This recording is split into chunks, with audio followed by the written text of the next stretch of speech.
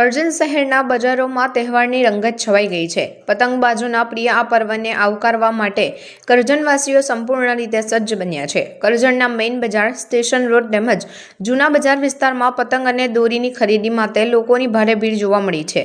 મોડી સાંજ સુધી લોકો પતંગોની પસંદગી અને દોરી પીવડાવવાની પ્રક્રિયામાં વ્યસ્ત નજરે પડે છે। સ્થાનિક વેપારીઓના જણાવ્યા મુજબ ગત વર્ષની સરખામણીએ પતંગ અને દોરીના ભાવમાં થોડો વધારો જોવા મળ્યો છે।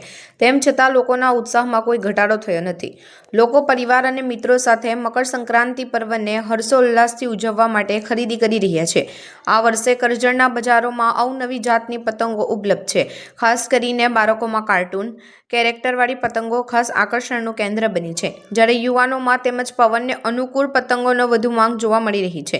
મોંઘવારીની થોડી અસર હોવા છતાં તહેવારનો ઉત્સાહ યથાવત છે।